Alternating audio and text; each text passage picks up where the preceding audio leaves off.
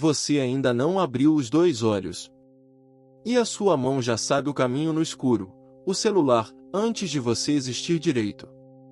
Nos primeiros segundos do dia, entram os pensamentos dos outros.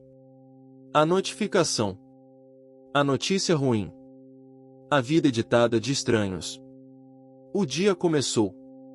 Só que não foi você quem começou. Isso tem um preço. A primeira hora do seu dia decide as outras 23, e você a entrega de graça, todo dia, para uma tela. Por isso existe o que eu chamo de protocolo da primeira hora. E nos próximos minutos ele é seu. Esse vídeo é um mapa de 3 partes. Primeira, porque os primeiros minutos depois de acordar pesam mais do que qualquer outro momento do dia, e isso foi medido dentro de um laboratório. Segunda, o que exatamente o celular faz com esses minutos, e por que a sua força de vontade nunca teve chance nessa briga. Terceira, um protocolo de 20 minutos, de graça, sem acordar mais cedo, para você tomar a sua manhã de volta já a partir de amanhã. Mas antes, você precisa ver o tamanho do preço que está pagando. Porque a vida que se repete não começa no ano que vira, nem na segunda-feira. Ela começa na manhã que se repete. E a sua manhã se repete há quanto tempo? Fica comigo. Deixa eu te mostrar a sua manhã. A de verdade, não há que você conta para os outros. O alarme toca. E você não acorda para viver o seu dia, você acorda assustado, com um susto que você mesmo agendou na noite anterior. A primeira coisa que os seus dedos tocam no mundo não é o rosto de quem dorme do seu lado. Não é a luz da janela. Não é a água. É vidro. É a tela. Você desliza o dedo e a enxurrada entra. A mensagem de trabalho que podia esperar. O número que subiu ou desceu. A tragédia do outro lado do planeta. A foto da viagem que você não fez. E tudo isso entra na sua cabeça no exato instante em que ela está mais desprotegida. Você ainda nem levantou. E o seu corpo já está em pé de guerra. E guerra às 6 da manhã não termina às 6 da manhã, olha o que ela faz com o resto do seu dia. E repara no que acontece com o resto do dia depois disso. Você já levanta atrasado, mesmo tendo acordado no horário. Já levanta reagindo. O café é no modo automático, com um olho na tela. O trânsito é uma extensão da irritação que começou ainda na cama. A primeira conversa do dia sai mais curta, mais seca, porque você já gastou a sua paciência com estranhos antes das 7 da manhã. Você passa o dia inteiro apagando incêndio. E à noite, exausto, você se pergunta por que o dia fugiu de você. Por que você não fez nada do que era realmente seu? A resposta é simples, e dói, porque você nunca chegou a começar o seu dia. Você só respondeu ao dia dos outros, do primeiro minuto ao último. E eu sei exatamente o que você diz para si mesmo quando percebe isso. E aí vem a parte que você repete para si mesmo. Amanhã eu começo diferente. Amanhã eu acordo, respiro, tomo minha água, organizo a cabeça antes de tudo.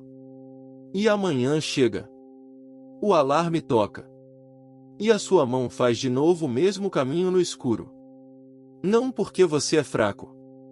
Não porque você não quer de verdade. Mas porque essa decisão não é tomada pela sua vontade. Ela é tomada por um piloto automático, aquele condutor invisível que assume o volante enquanto você acha que está dirigindo. E o piloto automático só conhece um caminho, o de ontem. Enquanto a decisão de pegar o celular estiver nas mãos do seu eu das 6 da manhã, meio dormindo, ela já está perdida antes de você acordar. E é por isso que você tem a sensação de estar preso numa vida que se copia. Segunda parece terça, que parece o mês passado, que parece o ano passado.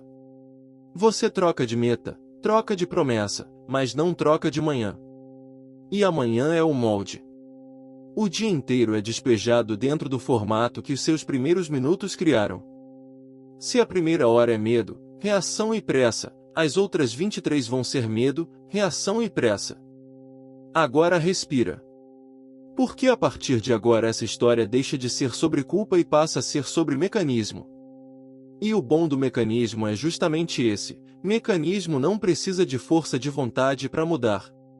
Ele precisa de ordem. E ordem a gente vai instalar juntos, aqui, nos próximos minutos. Vamos pro que acontece dentro de você. Existe uma coisa que o seu corpo faz todo santo dia, sozinho, sem te pedir licença. Nos primeiros 30 a 45 minutos depois que você acorda, o seu corpo dá um pico de cortisol, que é o hormônio que prepara você para agir. Isso não é crença. Isso foi medido em laboratório desde 1997, num fenômeno que tem nome próprio: a resposta do cortisol ao despertar. O pesquisador Prosneri, depois, Chloe e a equipe dele documentaram isso em revisão após revisão. E aqui está o ponto que muda tudo: esse pico não é ruim. Ele é o motor de arranque do seu dia. O seu corpo liga a chave de ignição de manhã para você ter energia, foco e disposição. Então a pergunta certa não é como matar esse pico. A pergunta é: você vai gastar esse motor de arranque com o quê? Porque ele vai ligar de qualquer jeito. A única coisa que você escolhe é onde essa energia toda vai bater primeiro.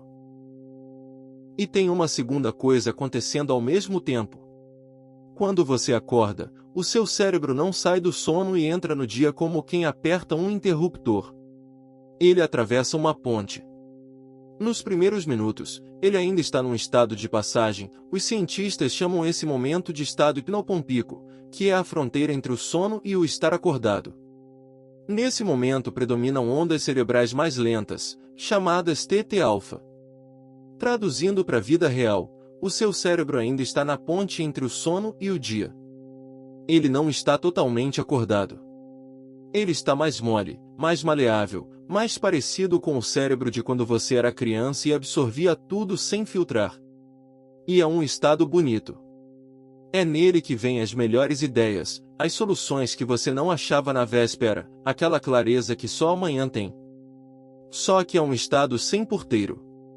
E é exatamente aí, com a porta ainda sem porteiro, que você abre a casa inteira para o mundo entrar correndo. Porque nesse estado de ponte, alguns estudos indicam que o cérebro fica mais aberto ao que entra. Mais sugestionável. É um momento em que aquilo que você vê, ouve e sente tem passagem mais fácil para dentro. E é justamente esse o minuto em que você entrega os seus olhos para uma tela desenhada por gente muito inteligente para prender a sua atenção. Estudos indicam também que pegar o celular assim que se acorda está associado a mais reatividade, mais estresse e uma sensação de atenção fragmentada logo de cara. Eu não vou te dizer que o celular destrói o seu cérebro, isso seria exagero, e aqui eu não vou te enganar. O que eu vou te dizer é mais honesto, e mais assustador: você está oferecendo o momento mais aberto do seu dia, com um motor de arranque a todo vapor, para ser preenchido pela agenda dos outros. Você acorda direto no modo emergência, aquele estado em que o corpo trata tudo como ameaça. E quem entra em modo emergência não escolhe. Só reage. Se isso já está fazendo sentido para você, se inscreve no canal. É só o começo do que a gente vai destravar aqui. E agora eu preciso te explicar por que isso não é só o problema de um dia. É o problema da sua vida inteira. Existe um princípio da neurociência que é o alicerce de tudo que a gente faz aqui. Ele vem do trabalho de um pesquisador chamado Donald Hebb, lá em 1949, e se resume numa frase: neurônios que disparam juntos se conectam juntos. Em português da vida real, o seu cérebro não é feito de pedra. Ele é feito de trilhas. E toda vez que você repete um pensamento, uma emoção ou uma ação, você passa de novo pela mesma trilha, e ela fica mais funda, mais rápida, mais automática. Agora pensa na sua manhã. Todo dia, o mesmo susto. A mesma mão no celular. A mesma enxurrada. O mesmo modo emergência. Você não está só tendo uma manhã ruim. Você está cavando, com pá, todo santo dia, a mesma trilha dentro da sua cabeça. Você está treinando seu cérebro a ser, todo dia, a mesma pessoa de ontem. A repetição é professora. E você está ensinando a ela a lição errada. E essa trilha, quando você repete o suficiente, vira estrada asfaltada. Uma pesquisadora chamada Philippa Lally acompanhou pessoas formando hábitos novos e publicou, em 2010, um número que ficou famoso, tipicamente, cerca de 66 dias, a mediana do estudo para um comportamento virar automático. A conta que importa aqui é essa: você não precisa de motivação eterna para mudar. Você precisa de repetição, no lugar certo, por tempo suficiente. Mas repara na crueldade do que você faz hoje. Você está usando esses 66 dias, e muito mais, para automatizar exatamente amanhã que te aprisiona. E tem um agravante. Quando você vive em modo emergência todo dia, com o corpo em alerta desde o primeiro minuto, o seu cérebro trava o aprendizado. É fisiologia básica do estresse. No modo emergência, nada de novo entra. O organismo não está preocupado em crescer. Ele está preocupado em sobreviver ao próximo minuto. Então a manhã reativa não te prende só pela repetição. Ela te prende porque desliga, logo cedo, justamente a parte de você que seria capaz de fazer diferente. Agora junta tudo. Você tem, de manhã, 3 coisas raras acontecendo ao mesmo tempo. Um pico de energia natural, um motor de arranque a todo vapor. Um cérebro na ponte, mais aberto do que em qualquer outra hora do dia. E uma janela em que a repetição vira trilha, e a trilha vira estrada. Isso significa uma coisa só: a primeira hora não é uma hora qualquer. É a hora mais poderosa do seu dia. É a alavanca.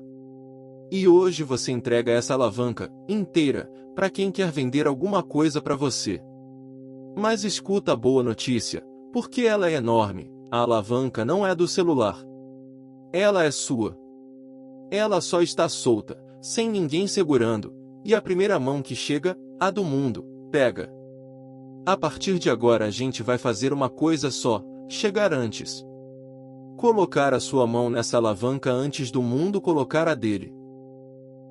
E aqui eu vou te oferecer uma imagem. Mas eu preciso ser muito claro sobre o que ela é. Nada do que eu vou dizer nos próximos momentos é física de laboratório. É imagem. É metáfora. Se alguém te vender isso como ciência comprovada, essa pessoa está te enganando, e eu não vou fazer isso com você.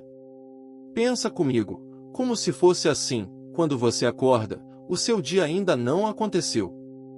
Ele é um catálogo de possibilidades. Tem a página do dia em que você é paciente. A página do dia em que você é criativo. A página do dia em que você finalmente resolve aquilo que vem adiando. A página do dia em que você trata bem quem você ama. Todas essas páginas estão abertas no instante em que você abre os olhos. E aí você faz um gesto. Você pega o celular. E ao pegar o celular, é como se você folheasse o catálogo direto na mesma página de ontem. A página do medo. A página da pressa. A página da reação. Não porque era a única página, mas porque era mais fácil de abrir, a trilha já batida. A imagem serve para uma coisa só: te fazer sentir que, antes de você escolher, amanhã ainda é possibilidade aberta. E o que você faz nos primeiros minutos é a escolha da página. Isso é metáfora. Agora eu volto para o chão firme, porque a parte que muda a sua vida de verdade é a próxima. E antes de continuar, me responde aqui embaixo: qual é a primeira coisa que você faz quando acorda? A resposta honesta: não a bonita. Escreve nos comentários. Eu leio. Agora o mapa. O protocolo da primeira hora. E a primeira coisa que eu preciso te dizer vai te aliviar: você não precisa acordar mais cedo. Não é sobre roubar horas do seu sono. É sobre reordenar os primeiros 20 minutos que você já tem. 20 minutos sem celular. Só isso. E antes de qualquer passo, tem a regra 0, a mais importante de todas, e ela não acontece de manhã. Ela acontece na noite anterior. À noite, você tira o celular da mão. Ele vai dormir em outro cômodo. Se não der, ele vai pro outro lado do quarto, em modo avião, longe da cama, onde você tenha que levantar para alcançar. E aí você toma uma decisão, à noite, com todas as letras: se eu acordar, então eu não pego o celular na primeira meia hora. Isso tem nome na psicologia. Chama-se intenção de implementação, e o pesquisador Peter Goldwitzer mostrou, numa grande análise reunindo dezenas de estudos, que decidir antes, no formato se acontecer isso, então eu faço aquilo, aumenta muito a chance de você realmente cumprir. Por quê? Porque de manhã, meio dormindo, você não tem força de vontade sobrando. Se a decisão depender do seu eu das 6 da manhã, ela já era. Então você decide na véspera, com a cabeça fria, e de manhã só executa. Você tira o peso da força de vontade e coloca na distância do aparelho. Passo 1. Minutos 0 a 2. Você acordou. Antes de qualquer coisa, você senta na cama. Só senta. E faz 10 respirações, com uma regra simples: a expiração mais longa que a inspiração. Puxa o ar contando até 4. Solta contando até 6, até 8. 10 vezes. E olha, isso aqui não é para matar o cortisol, aquele motor de arranque de que a gente falou. Pelo contrário. O motor pode ligar à vontade. O que você está fazendo com essas 10 respirações é uma coisa só: não desperdiçar o arranque no feed. Você está dizendo para o seu corpo, no único idioma que ele entende de manhã, que é a respiração: o comando de hoje é meu. 2 minutos. É pouco. Mas é a diferença entre acordar reagindo e acordar presente. Entre a sua mão no celular e a sua mão no volante da sua própria vida. Passo 2. Minutos 2 a 12. 10 minutos de ensaio mental. E presta muita atenção, porque não é sonhar acordado. Não é fantasiar que você ganhou na loteria. É ensaiar como você quer atravessar o dia que vem pela frente. Você fecha os olhos e vê o seu dia, mas vê com o sentimento junto. Se você quer ser paciente na reunião difícil, você não só se vê paciente, você sente, agora, a calma no peito. Se você quer terminar aquele trabalho parado, você se vê sentado fazendo, e sente a satisfação de estar em movimento. Isso é o que a gente chama de estado de ser: o pensamento, que é a língua do cérebro, e o sentimento, que é a língua do corpo, apontando para a mesma direção. E tem base para isso. O pesquisador Pasquale Leone fez, em 1995, um experimento famoso: pessoas que só imaginavam tocar uma sequência no piano, sem encostar no teclado, ativavam circuitos parecidos com os de quem tocava de verdade. Repara na palavra, parecidos. Não idênticos. Você vai ouvir por aí que o cérebro não distingue imaginação de realidade. Isso é exagero. O que a ciência de fato mostra é que imaginar aquece circuitos parecidos com os da ação, e isso já é muita coisa. Porque significa que você pode ensaiar o seu dia antes de vivê-lo, como um atleta que treina o movimento na cabeça antes da prova. Passo 3. Minutos 12 a 17. Agora você abre os olhos e escreve. No papel, não no celular, o celular ainda está dormindo, lembra? 3 linhas. Só 3.